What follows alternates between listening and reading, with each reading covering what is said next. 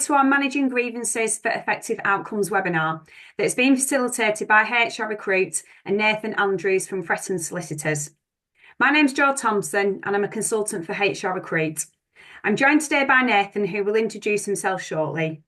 Nathan will draw on his professional experience handling complex grievances to share tips and best practice in handling the grievance procedure.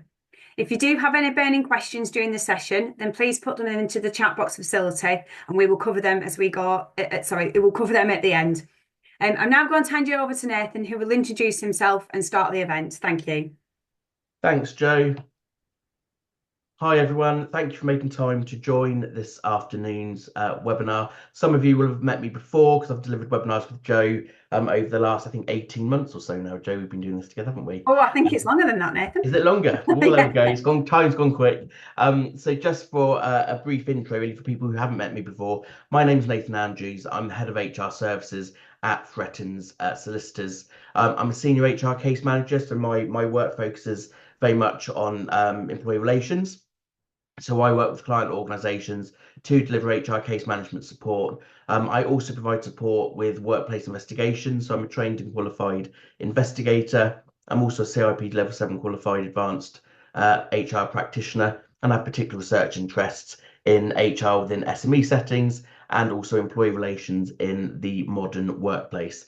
So that's just a little bit about me and what I spend my time doing. A lot of the work I do with client organisations is often focused around disciplinary and grievance matters. And so today we are going to be talking about the grievance procedure and how you can manage grievances for effective outcomes. So just by way of an introduction to the session today, what we're going to cover is what grievances are. We'll talk about the ACAS code. We'll then focus on how to respond when you receive a grievance. We'll talk a little bit about the investigation process, handling the grievance meeting itself. We'll also cover the right to be accompanied, and we'll discuss the outcome of the grievance procedure. So it's a bit of a whistle-stop tour, so we've got lots to get through. But as Jo said, if you have any burning questions, please put them in the chat box. I'm happy to answer questions at the end of the session. Just to make you aware, as I've already said, and it's probably fairly obvious, I'm not a solicitor, although I work for a law firm, so I'm not a solicitor. And any comments I make in today's webinar shouldn't be seen or held as me giving legal advice on any specific matter, because I would need to understand any particular issues in detail to be able to advise on any matters that you may be experiencing. So I just want to be clear on that point before we move on. So the first point that I want to talk to you about is essentially what grievances are. For lots of you who are HR practitioners or experienced line managers, this is going to be quite obvious to you. But for people who maybe lack some experience, I just want to cover what a grievance actually is in practice. So the first point to remember is that there is no actual legal definition about what a grievance is, but grievances are broadly accepted as being concerns or problems or complaints that employees may raise with you as their employer. They can concern the employee's role, their working environment, pay and benefits, or working relationships. And they could extend to issues outside of your control as an employer. For example, an employee might complain about their working relationship with a client if you're working within an organisation that's providing professional services, as an example. So grievances can often be seen as a negative or as an issue, but actually I think grievances can be a useful way of helping you as organisational leaders uncover any issues or unacceptable practices that may be taking place within your organisation, which could also give rise to there being a potential for damage to your reputation. So it's in your interest to deal with grievances in the right way and in a way that is very thorough and that allows you to investigate what the concerns are so that you can understand what the issues are and what you need to do to resolve them. If you're following the ACAS code on disciplinary and grievance procedures, there is an expectation that the employee will put their grievance in writing, and I think that's an important point to consider. I always advise of being aware of issues that don't necessarily fit into a neat box, such as a letter with a subject line, "This is a formal grievance." Sometimes grievances can be raised during a conversation where an employee might let you know as a manager that they're unhappy about a particular aspect of the employment relationship, for example.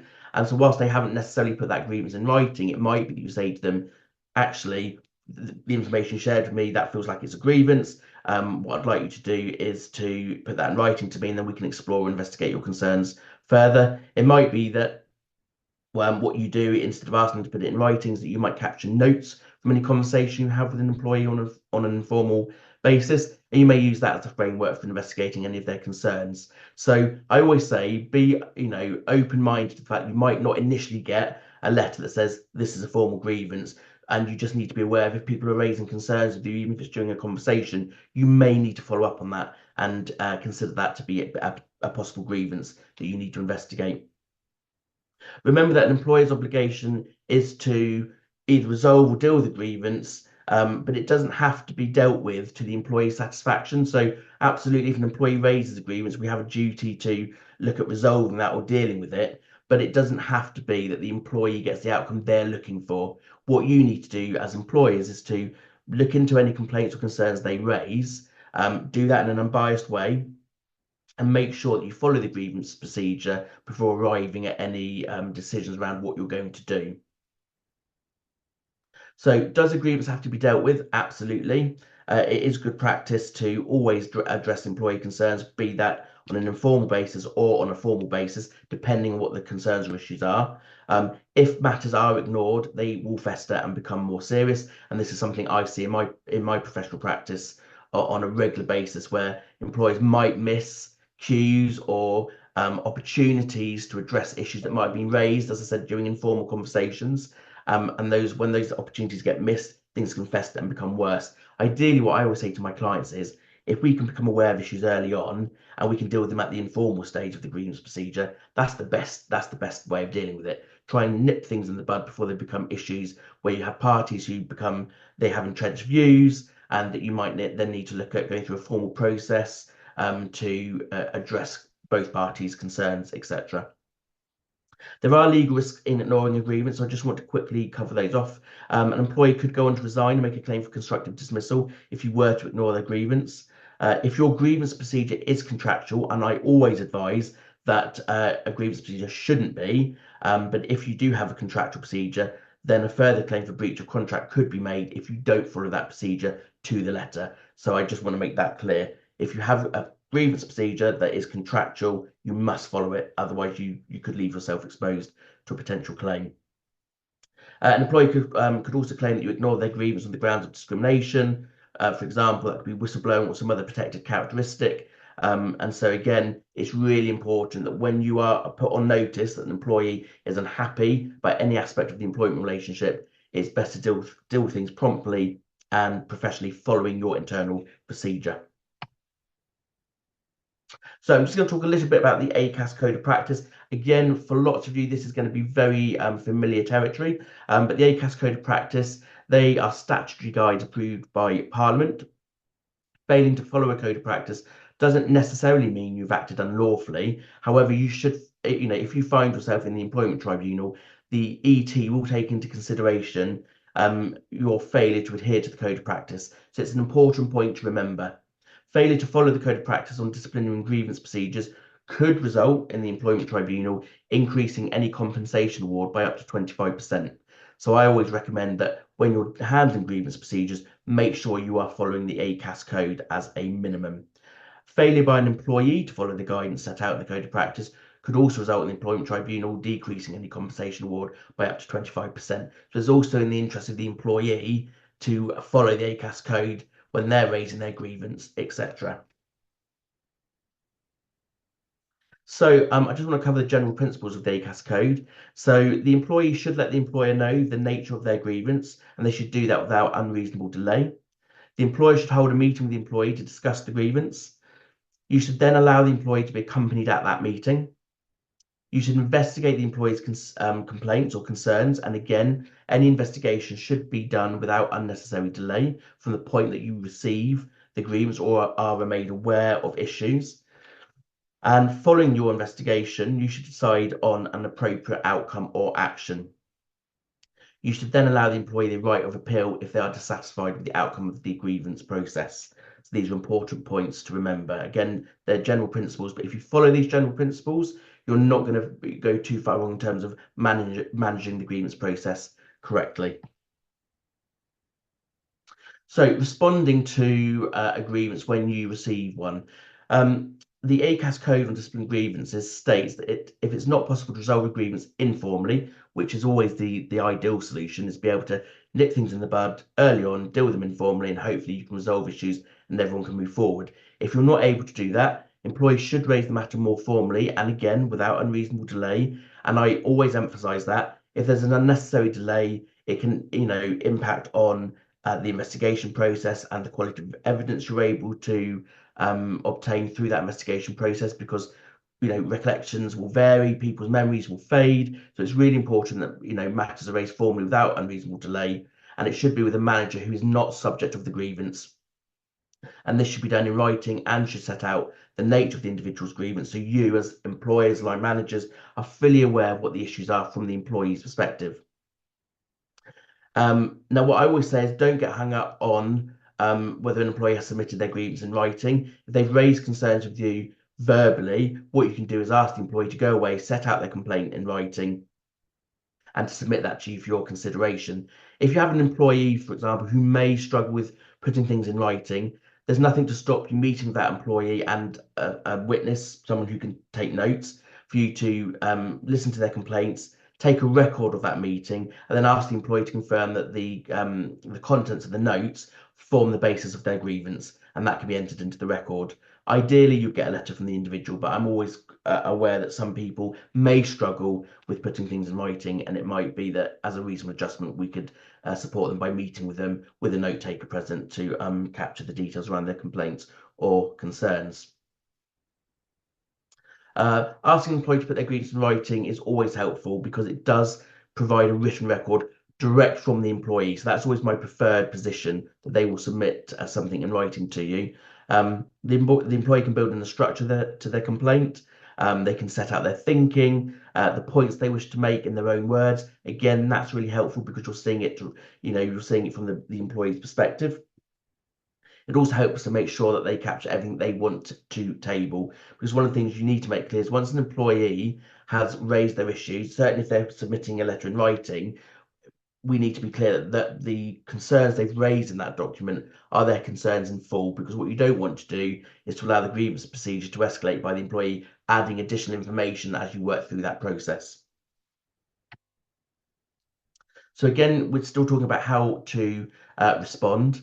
So what you will need to do when you receive a grievance from an employee is you will need to appoint a person to handle the grievance process. So we will call that the grievance officer or chairperson. So the person responsible for handling the grievance process is usually the line manager, unless the line manager is the subject of the grievance itself. The grievance officer can also be someone senior to the complainant's line manager. So, for example, if the grievance was concerning the line manager, you could go to the line manager's line manager and ask them to chair the grievance process. What I would always advise is that whoever you appoint to hear the employee's grievance and to manage the grievance procedure, they shouldn't be the most senior person in the organisation, because you want to leave someone available for the appeal process should the employee lodge an appeal at the conclusion of the grievance procedure itself. If the grievance concerns a director or someone within the HR department, certainly within a senior role within the HR department, then what I would recommend is you consider appointing someone externally to the organisation for them to handle the grievance process, because what that will ensure is that the process remains independent, neutral, and unbiased, and it will prevent complaints of that nature being raised later on about the process and how it was handled. The second point to consider is to hold an investigation meeting with the employee, raising the grievance to gather facts and be clear on the nature of the complaints being made. I have a particular preference as to how I like to handle the grievance procedure, and I will discuss that with you later on. But what I would suggest is, as a minimum, you would want to, if someone submits a grievance in writing to you, it's likely that you're going to want to meet with them at an investigation meeting, so that you can better understand what their concerns and issues are. And I think that's really important, because before you set out on the investigation process, you want to make sure that you have all the information available to you from the employee's perspective. They've been clear with you around what the issues are, and that you've also explored with them what outcome they're potentially looking for from the grievance procedure, because again, that may shape your investigation process. What I would say is if you're holding an investigation meeting with the complainant, so that's the person raising the grievance, it is advisable to allow them to be accompanied. Typically, what we would say with investigation meetings is that there isn't a right to be accompanied because it's an informal meeting, it's a fact-finding exercise to allow you to understand what the issues are. However, what I would say is to comply with the ACAS code, employees do have the right to attend to be accompanied when they're attending meetings in relation to their grievance. So it might be easier from the outset that you say to an employee, if you are inviting them to attend an investigation meeting, that they have the right to be accompanied. That's something I would recommend that you consider. In addition to holding the initial investigation meeting with the complainant, you should write to them to confirm receipt of their grievance and set out what will happen next. And I like to do this in some detail. So when I'm handling grievance procedure on behalf of the client, we'll always write to the employee, thanking them for their grievance, acknowledging receipt of that. And then I'll set out what the grievance procedure will look like in itself. And that may mean holding investigation meetings, obtaining and reviewing evidence, etc. Obviously, part of the process will be holding a formal grievance meeting with the employee, and I'll come on to that later on. But what I like to do is set out all the key components of the grievance procedure as it relates to that specific case. And I like to put a timeline to that so the employee knows roughly when and how I'm going to approach things and when I will be looking to communicate to them the outcome of the grievance procedure. So it keeps them informed, and I think that's really helpful. Keep the complainant informed of your progress, especially where matters that are complicated and are taking time to investigate. This is a particularly important point if matters are going to take longer than you initially anticipated. So if things become more complicated, you identify that there's more evidence you need to gather, there's additional witnesses that you hadn't originally anticipated needing to speak to, keep the individual updated as to how you're progressing, because then that keeps them updated on the progress of matters and also hopefully alleviates any anxiety or stress around the process itself. So I want to come on to the investigation element of handling the grievance procedure. So what you want to do, first of all, is to identify the issues in the grievance letter, if you have been given a letter, or if you've met with the employee on an informal basis and taken notes, you want to set out a list of the issues in a summative format so you can refer to this later. Now, this is particularly important. I have a particular approach that I like to adopt when I'm investigating or handling a grievance procedure. So if I'm given a grievance letter, and I've had one recently where it's a 10-page grievance letter, there are a number of issues in that letter. What I like to do is I will read through that document in fine detail, and I will pull out each issue and create a bulleted list of issues. And that bulleted list of issues will become the framework for my investigation.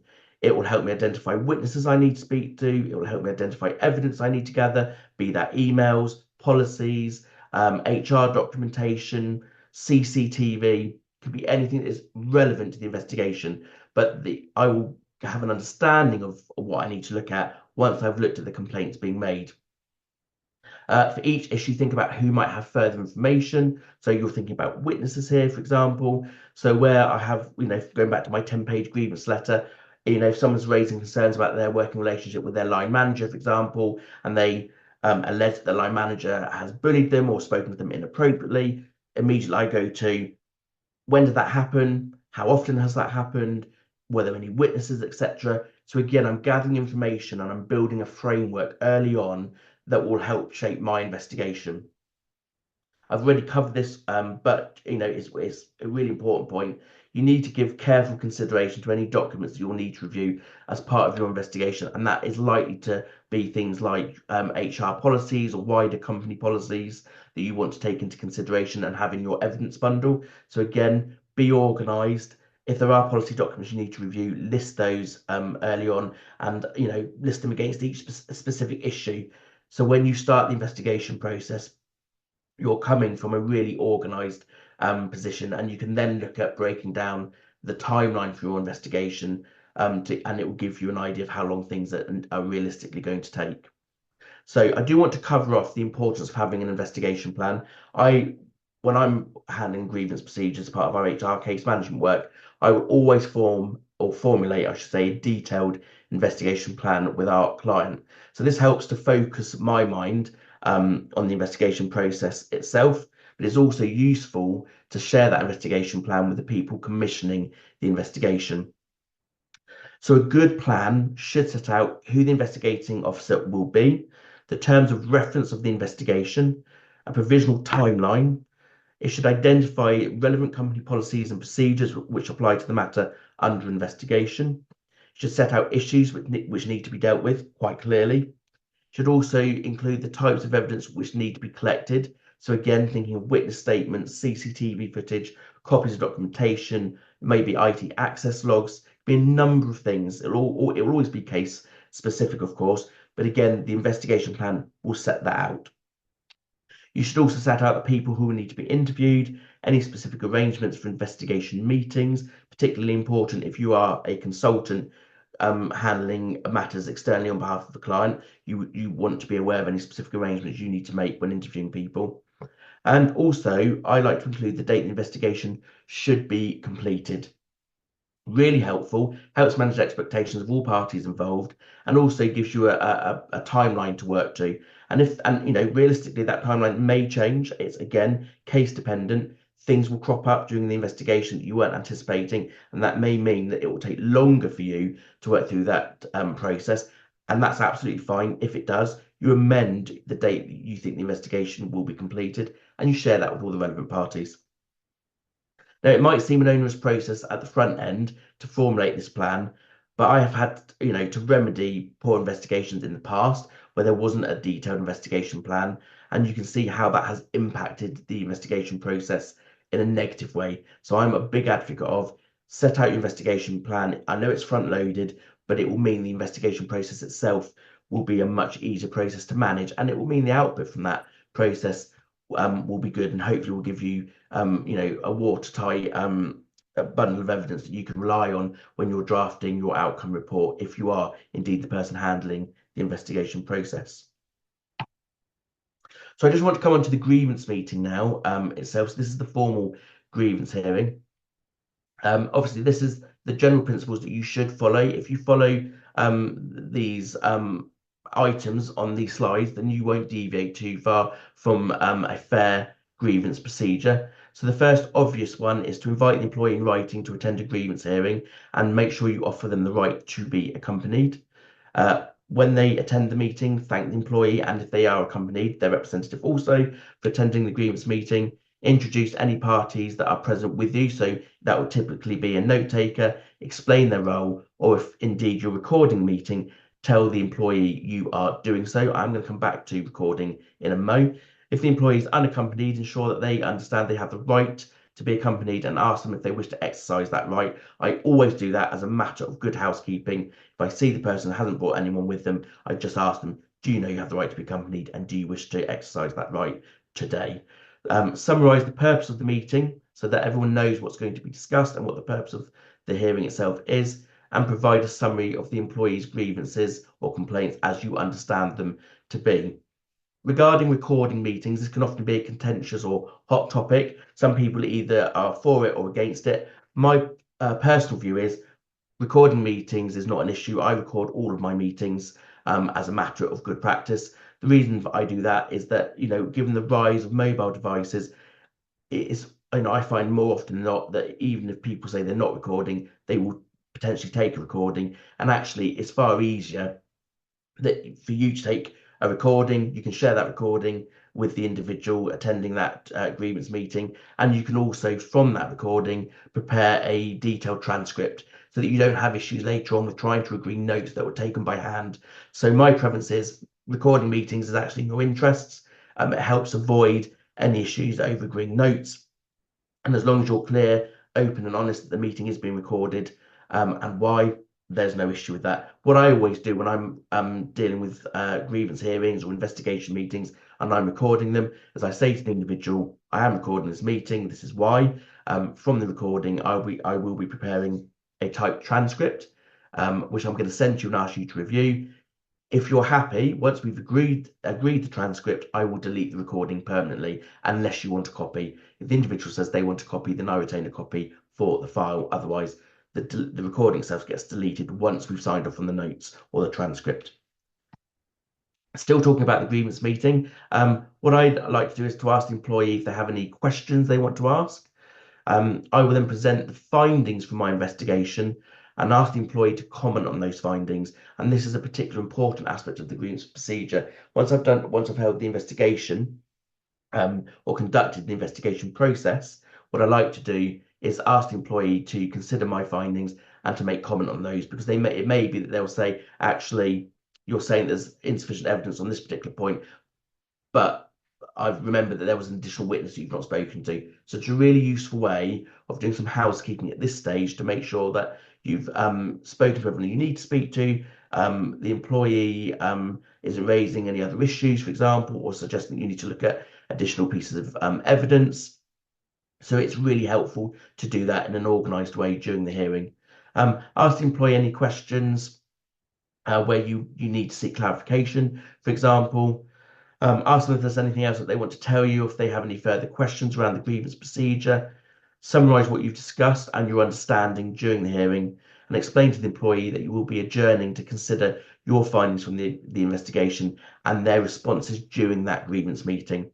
I never make a decision on the day, even if it seems fairly clear cut. What I like to do is to take an adjournment, 24, 48 hours, depending on the complexity of the matter being considered. And then I write to the employee confirming the outcome of their grievance, and I give them the right to appeal. Now, I just want to move on to the right to be accompanied. Again, I'm not going to labour at this point because most of you will already be familiar with this.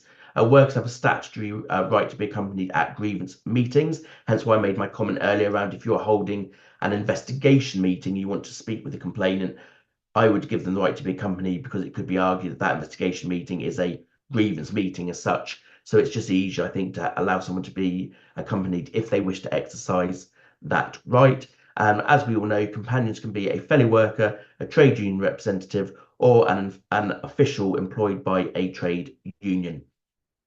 The other thing I would say is I adopt a flexible approach here when it comes to companions. So, for example, if I'm handling matters on behalf of a client and an employee says to me, actually, I have a disability and I want somebody from my family to attend, I give that consideration and I don't unnecessarily refuse the request. The only thing I don't allow, obviously, is legal representatives to be present at the grievance hearing, so I wouldn't allow them to bring their solicitor, as an example. But if the employee says to me, I want somebody other than a fellow worker or a trade union representative, I'll ask them who that individual is, I'll ask for the reasons why, and I won't unreasonably refuse their request. Because I think, if I can do anything to help that person feel comfortable and feel able to engage in the process, then that's going to hopefully achieve a better outcome at the end.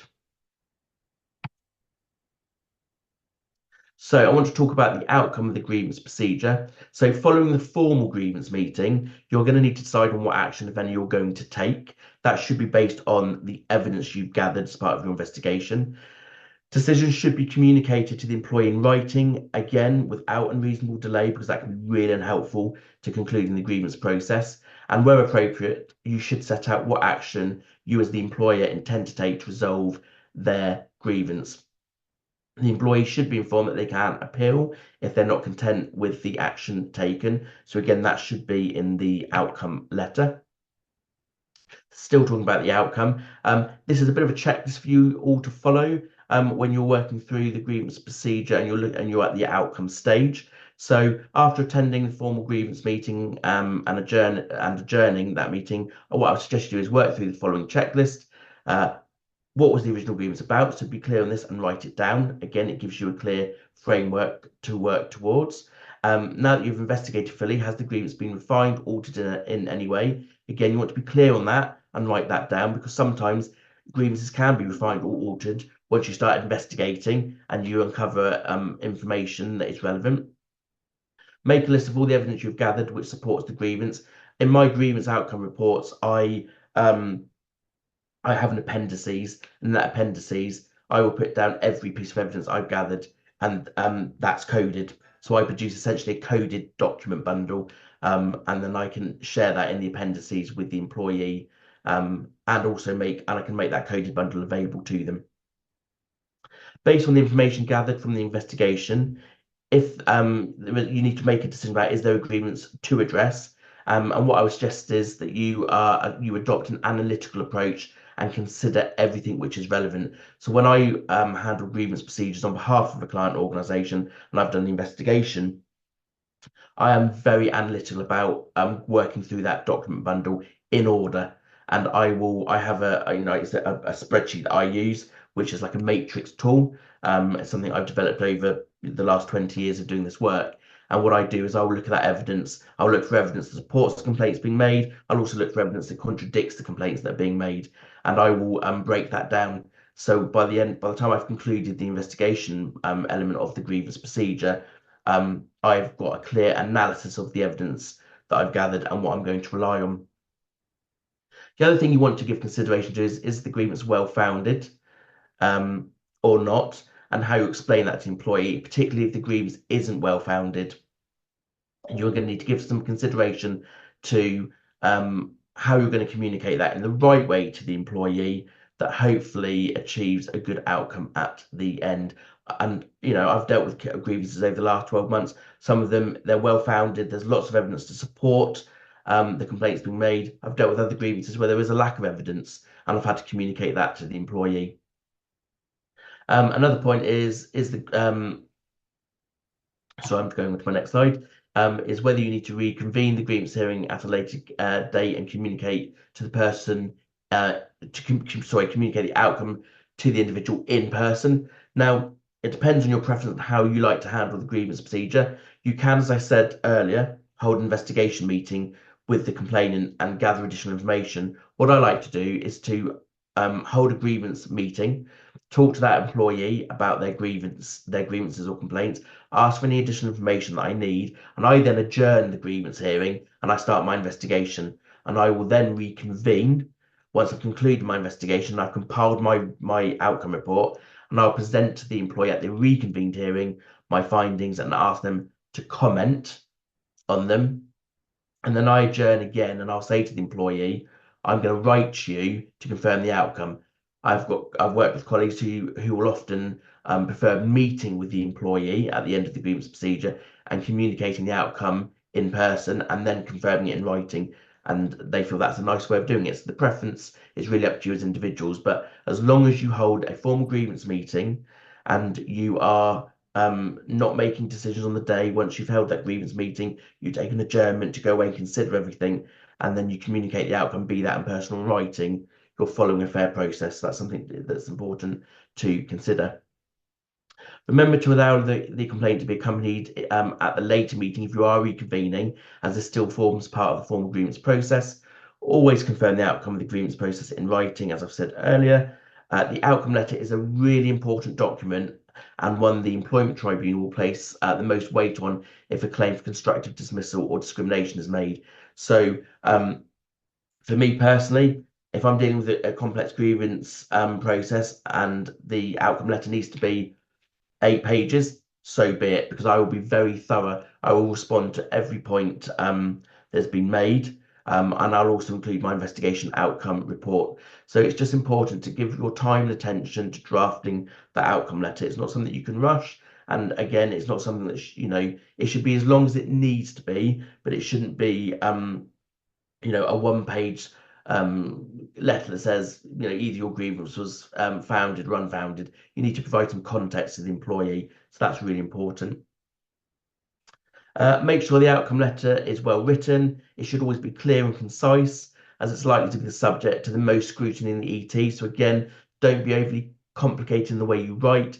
Strip it back, be really clear and concise, to make sure that anyone reading that letter can understand your position as the chairperson of the grievance procedure and how you've arrived at your conclusion. Again, I've labelled this point already, always offer the right of appeal in the outcome letter. I have come across matters where grievance procedures have been handled perfectly well, and then the outcome letter doesn't state that they have the right to appeal, and the employees then understandably take an issue with that. So just make sure that you put that in at the end of the letter.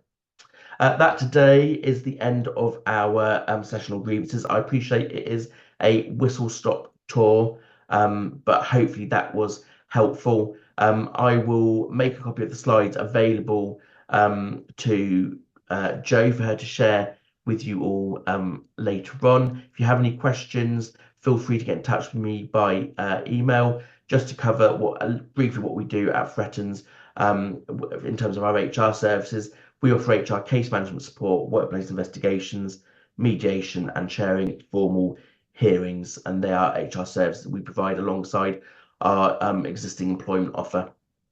And at the end, you'll see myself and my colleagues who I work with, and we will support clients together. So I'm going to hand over to you, Joe, for questions. Yeah, there's quite a lot. So That's fine. right. So first of all, Jessica's asked, can you explain a bit more of the difference between resolving the agreements informally opposed to formally? Yeah, so I mean, resolving things informally would mean that you don't necessarily go through the formal procedure, i.e., chairing, holding a formal grievance meter, necessarily having to go through an investigation process. It might be that matters are very straightforward and the employee is content for you to deal with things informally. It could be, for example, if they've raised concerns around their working relationship with a colleague, they may say, actually, these issues of, it's early on. I'm happy if you could just have a word with them and make that person aware that when they do X, Y, or Z, this is how it makes me feel, and that may be enough to nip things in the bud. So that's what I mean about dealing with things informally. It's not, you're not having to go through a formal process, you're not having to invite people to formal meetings, etc. It is literally where you hopefully can get people around the table and resolve issues. So, and obviously every case will be different, but what I always say is if you can deal something informally without having to go through any kind of formal procedure with someone, that is the ideal solution, because that means you're nipping things in the bud early on. I hope that answers your question. What is the reasonable timeline to complete a grievance process? What risks can an employer face if there are significant delays from the investigation officer? And what reasonable approach can be made if the EE resigns and leaves the organisation before the conclusion of the investigation? Oh, okay. So again, I'm going to sound like a bit like a politician, I guess, on this one. It is always going to be dependent on the matter you're dealing with at any one time. So you'll largely get, a reasonable time frame will be that there isn't any unnecessary delay. And what I mean by that is that when you receive a grievance, you respond to that grievance promptly. So that might be, it would be writing to the individual to say, thanks for your grievance. We've received it. We want to meet with you. This is what we're going to do. And then you start that process, as reasonably quickly as you possibly can. And if there is any delay, it's about noting why there was a delay. So, for example, when I'm handling matters for clients, I would have a notebook that is dedicated, it's a small notebook, but it's dedicated to that particular matter. And as I'm working through the grievance process, I just jot down my own timeline. When was the grievance received? When did I respond? If there was a delay in being able to hold investigation meetings, why that was. If it was, for example, several people were on holiday, I note that down. And so that will be that timeline that you capture. You can rely on that as your evidence as to why things may have taken longer than you had originally anticipated. Ideally, again, it depends on the complexity of the matter. I've dealt with a grievance recently that involved me having to interview 18 witnesses. Some of those witnesses were external contractors to the client organisation. That investigation process itself related to the grievance took 6 weeks, because we had to coordinate diaries and availability, etc. But we noted that down, and what I did was I carried on informing and updating the respondent, so the person who's the subject of the complaint. I made sure that they were aware, along with the complainant, where we were with the investigation process and how that was going to delay the overall grievance procedure itself. So again, as long as you're demonstrating that you are paying attention to your timeline, capturing explanations to why things were taking longer than you had anticipated, that's fine. There's no particular issue. I think the risk of allowing things to drag on unnecessarily is that the employee could raise further complaints and they could say, look, I've raised complaints. You've not responded promptly. You've not started the investigation process. I'm in a position where I'm actually feeling lots of anxiety or stress around this matter, and actually because you've not handled things properly or within a reasonable time period, that's added or exacerbated my symptoms of stress or anxiety. It could also give rise to a constructive dismissal claim if the employee feels that you're not following a fair grievance procedure. So I always say it's not a good look if there is unnecessary delay which you can't account for or give an explanation to. So that's my comment on that. I think, was there a comment around if the employee resigns, Joe? Yeah, it's on the same question. Yeah. Yeah, I mean, if the employer, and I'm assuming here that the employee is the complainant.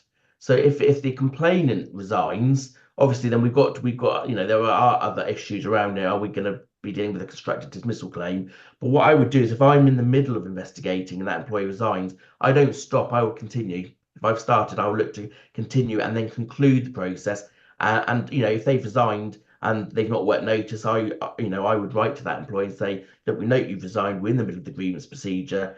Do you still want to participate? Are we able to meet with you at a grievance meeting, etc., so we can talk to you about our findings? So I would still look to conclude that process rather than just say you've resigned. We're not going to bother concluding it, because what that could do is leave you exposed to further claims that actually you didn't have a particular interest in following the procedure. And as soon as that person resigned, you didn't conclude matters. It's in your interest, if someone's raised complaints, to investigate and understand what the issues are and whether those complaints were founded, essentially. I hope that answered your question. Okay, so what happens if the delay to the investigation is from the employee? For example, they keep saying they need to add more to the written complaint and taking too long to submit it. Yeah, this one I mean, we need to give the employee reasonable time to submit their grievance and to set out what the issues are. But ultimately, I mean, what I would say to the employee is, if they put your notice that they've got complaints and they're going to submit them in writing, then we wait for that. But we manage that tightly. And if you're not getting a response within a reasonable time period, I would be contacting them. I would be noting that down. I'd be asking them what the issue is. I'd ask them, do they need support in collating their grievance? It could be that you've got somebody that has a particular learning disability, for example, that makes it more challenging for them to communicate things in writing.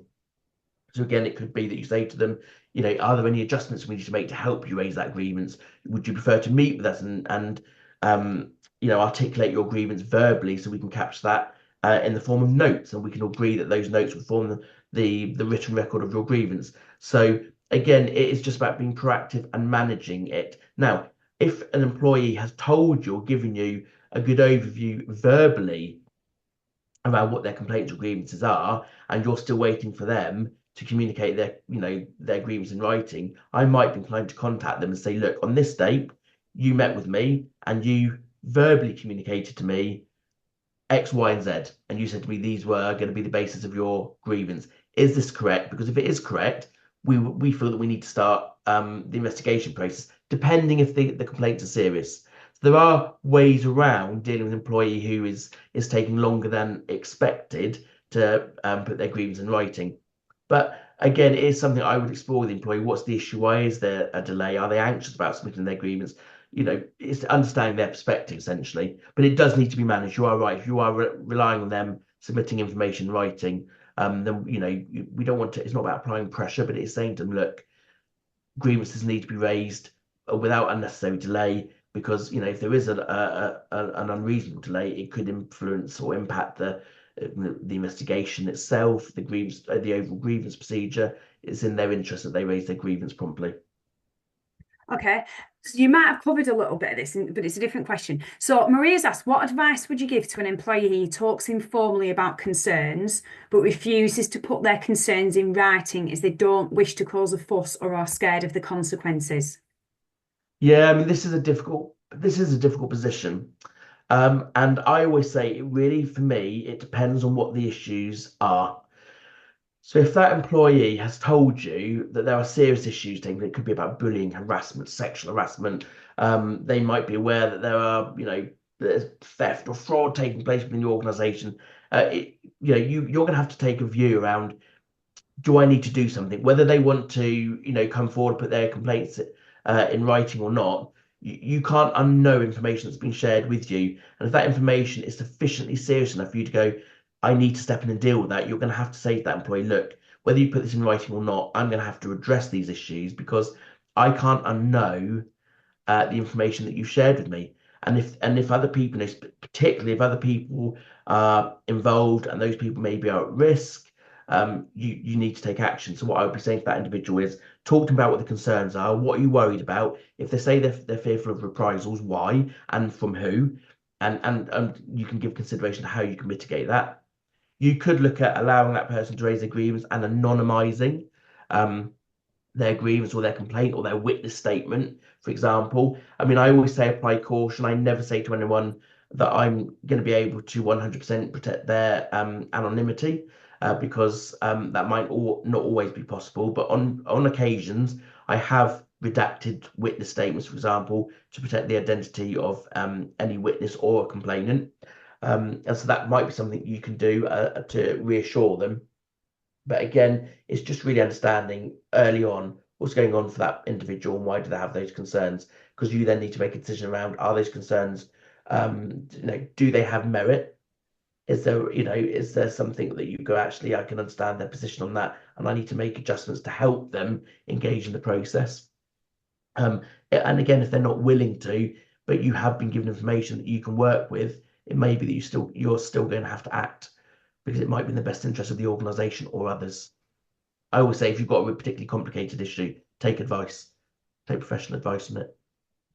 I hope that answers A that couple of question. people have put about recommending a template to support an investigation plan, but then somebody's responded to say that they've just downloaded one from ACAS and that's got everything that you've covered. Yeah, ACAS. I have to say, ACAS have some really good free materials. The investigation plan template from ACAS is amazing. I've developed my own because I've been doing this for 20 years. And obviously I've done a lot of, in the last decade, it's been consultancy work. So I've added to that, but the ACAS investigation plan is a really good tool, and not many people, surprisingly, are aware of its existence or follow it. But it's a really helpful framework when you're handling the grievance procedure. So I'm a big fan. I know some people think I've got a grievance, it feels urgent, I need to crack on and just deal with that grievance. Actually, take the time to do the investigation plan at the front end because it will mean that your investigation process itself will be a good one.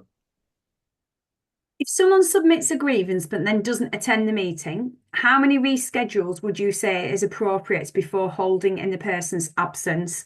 And does the answer to this question change if the person is off sick? Mhm. Okay, so the first thing I would say is I slightly flexible. I mean, for me, if I've arranged a grievance hearing and the person doesn't attend that hearing, and they've not given me notice, or let's deal with if they've not given me notice, I contact the individual and say, hey, we had a meeting planned on this date and time. You didn't attend. What's the reason for that? So I can note that down. And then I say to them, I'd still like to meet you. I'm going to offer you a rescheduled meeting date. I then wait and see if that person attends, and I've had it happen numerous times where they don't attend the second rescheduled hearing, and then I will reschedule a third time. But what I do say from the very first time is I'm going to reschedule the meeting.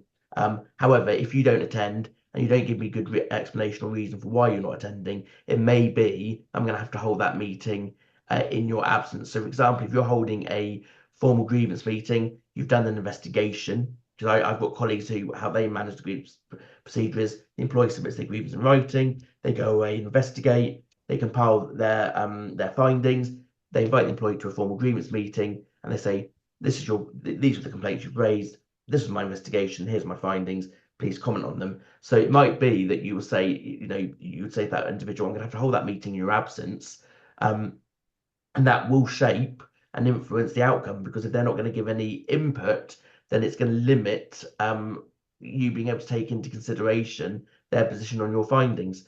Now, the other thing I do tend to do as a matter of good practice is I'll say to an individual that haven't attended and not given me an explanation as to why, I'll obviously always ask, why didn't you attend? But I'll say to them, if you've got an issue with attending or meeting with me in person, are you able to submit written submissions that I can take into consideration? And it might be that I've got specific questions I want to ask them. So I might say to them, I've got questions I wanted to ask you at that formal grievance meeting. If I give you a list of those questions, are you prepared to give written submissions? You might want to set out in summary format your overall findings and ask them to comment on them. So again, it's a good way of saying to the individual, if you're not going to attend, send in your written submissions, and that gives me something to take into consideration. But going back to the number of meetings, if I get to a third meeting where they've not attended, ultimately I'm going to note that down. And at that point, I'm going to make a decision about how I conclude matters. And it may be that I have to conclude the process without having their input. And what I do is I make that very clear that, if you don't attend or engage with me, I'm going to have to conclude matters without the benefit of your input. And it's in your interest, therefore, to engage with me. If somebody goes off sick during a grievance procedure, and I'm sure you've all dealt with this many, many times, I certainly have over the last 20 years, what I do is you know, I try and engage with the employee and say, what's the reason for your sickness absence? Typically, in a grievance procedure, I'm going to get a fit note saying that they're signed off with work-related stress or anxiety. That's the common pattern or theme that I experience. And then what I do is say to the employee, well, are you able to attend a meeting? We can attend, we can arrange for a meeting to take place on Zoom or Teams. You can dial in remotely. Because there is a difference between being unfit for work and unfit to attend meetings. And so if they're saying they're unfit to attend meetings, I'd want to explore that further. And typically, if someone says to me, I'm not able to attend any meetings, I then start the process of, okay, well, I want to write to your GP, or I might make a referral to occupational health, and I will ask the question around, this person's been signed off with stress or anxiety. Are they unfit to attend a 1 hour meeting, for example? We accept that, yes, you might be unfit to attend work if you're suffering stress or anxiety. That doesn't always extend to meetings. Does that make sense? I hope that answers your question. Okay. Who should carry out the investigation? Should you avoid an issue being investigated by the manager of the person who's raised the grievance? Yeah, I mean, the line manager can handle the grievance procedure if they're not the subject of the grievance. So there's nothing wrong with the line manager handling that process. I'm all for line managers managing their teams and handling disciplinary and grievance issues themselves. But the only time it becomes an issue is if the line manager is implicated or involved in any way. Now, if the line manager is the subject of a bullying and harassment complaint, absolutely nope. It should then go to probably the line manager, or if you're working in a sufficiently large enough organization, another manager. If the line manager is implicated in some small way, it might be around, operating practices, for example. Again, if they're implicated, I would say pass it to somebody else and make sure that you close down any opportunity for someone to say that the process was flawed. I call it corridor management. I look at a particular issue and I treat it a bit like a corridor, and I walk down that corridor and I'll close the doors behind me to make sure that I can close down any opportunity for someone to say that the process that I've managed is flawed in some way. So that's what I would suggest that you do. If you think there's any risk of the line manager being involved, move it to another manager. Obviously, if you're working in an organization where you haven't got that management infrastructure, it might be that you need to consider outsourcing it. But that's a decision for you to make. Okay. If there's a recording by one party and they refuse to share afterwards, what can you do? Yeah, I mean, there's not a huge amount. I've dealt with this many, many times with someone. This is before I would routinely record meetings. Now, this is the reason why I record them as a matter of routine. Because if you're not, you can almost guarantee the other side is. But what I do, if someone's recorded a meeting and you don't routinely record them, that's absolutely fine. And they say, I've got a recording, and my recording, it says that or demonstrates your notes don't capture all the relevant information. What I would do is say, okay, that's fine. Well, actually, I wouldn't say it's fine, because actually, if you've got a policy in place that says, covertly recording meetings is unacceptable, which I would imagine, most disciplinary policies will have that in today's day and age, then it might be you want to take disciplinary action with that individual as a separate issue. However, I would ask them to make available a copy of that recording first before I mention anything around potential disciplinary action. Because if you say to the individual, well, actually, you breached our disciplinary policy by taking covert recording, but we also want a copy of the recording, the employer's going to say, well, I'm not going to give that to you because it's going to implicate me. So what I would do is say to them, can you make a copy of that recording available to me so that I can listen to it and we can prepare a transcript from that recording? If they refuse, I would go back and say to them, look, with the best of them in the world, we've got handwritten notes which have been typed up. We're asking you to review them. You're telling us you've got a copy of a recording. We're asking for you to make that available to us so we can take that into consideration. If you don't send it to us, we're not going to be able to take that into consideration. and so it will shape our decision making, or it will shape the outcome of the process, because essentially you're withholding information you're telling us you have. And so you won't be able to give that the benefit of your consideration. So I think that's an important point to remember. Thereafter, you might want to make a decision around how do we handle the fact they've taken a covert recording. I hope that answers your question. Would you investigate them before speaking to the individual in the meeting? This is from Kim. She says, I've always advised to speak with colleague first to establish the details, then take this away and speak to witnesses, etc. Yeah, there's no hard and fast rule as such. I mean, you could receive a complaint in writing, and you acknowledge that complaint. You say to the person in writing, "We've received your grievance. We're going to investigate," and that you start the investigation process, and you meet with them at a later date to set out your findings. I know people that work in that way. It's not my preference. My preference is when someone submits a grievance in writing, the first thing I'm going to do is sit and speak to the complainant. I want to understand, because the reality is, I'm going to have more than likely have questions based on their grievance letter. And so I'm going to break that down into its component parts. And then I'm going to meet with the individual and say, on this date, you said, Joe Bloggs was rude to you.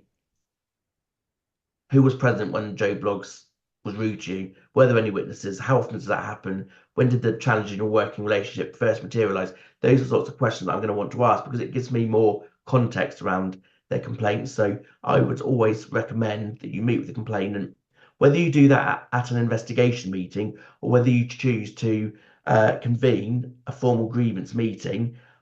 Go through that process with them and then adjourn and then go and do your investigation. And you can later on reconvene the grievance meeting and say, right, I'm reconvening because I've concluded my investigation and I want to talk to you about my findings and ask for you to comment on those before you take a final adjournment and consider all the information and then write to the employee to confirm the outcome. That's my preference. Nathan, I'm just conscious of time because we've still got a lot more questions. What's your next meeting? I can give you another 5 minutes. Right, I'll tell you when I need to go. no problem. So do you share detailed statements from the witnesses you've spoken to in the investigation?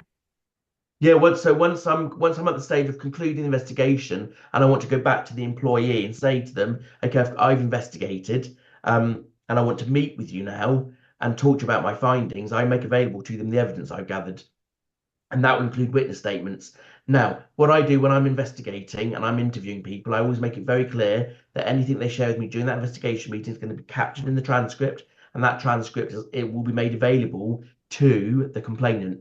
At that point, that can often generate conversation around, I'm concerned if they see that I've spoken to you or see what I've said. I want my witness statement to be anonymized, or I want it to be redacted, because I want you to protect my identity. And I will give consideration to that. But an important point I will say is this. The person raising the grievance has the right for their grievance to essentially be heard, and they have the right to see what people have said and how people have responded. So I'm not a big fan of just kind of making snap decisions to redact lots of information.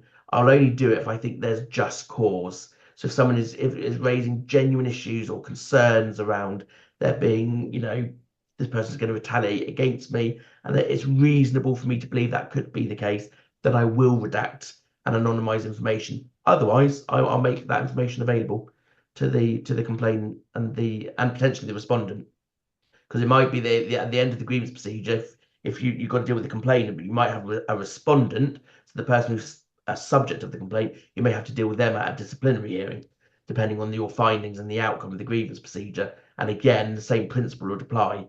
That respondent has the right to natural justice. The concept of natural justice being, one of the things being them being able to see the evidence, the complaints against them, and any evidence that supports those complaints. So yeah, it's something to consider.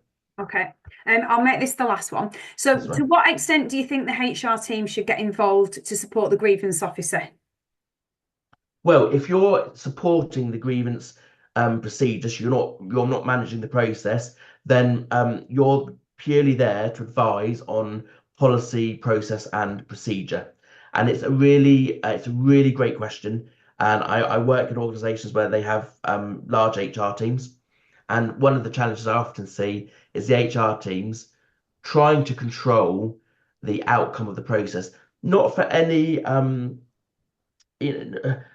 not for any other reason other than they're trying to get to the right outcome. But ultimately, it is the chairperson who is responsible for managing the grievance procedure and for reaching a conclusion and an outcome. It's for them to make the decision. It's not for HR to do that. And actually, HR can leave itself exposed and criticised for having undue or trying to have undue influence on the decision maker's decision making.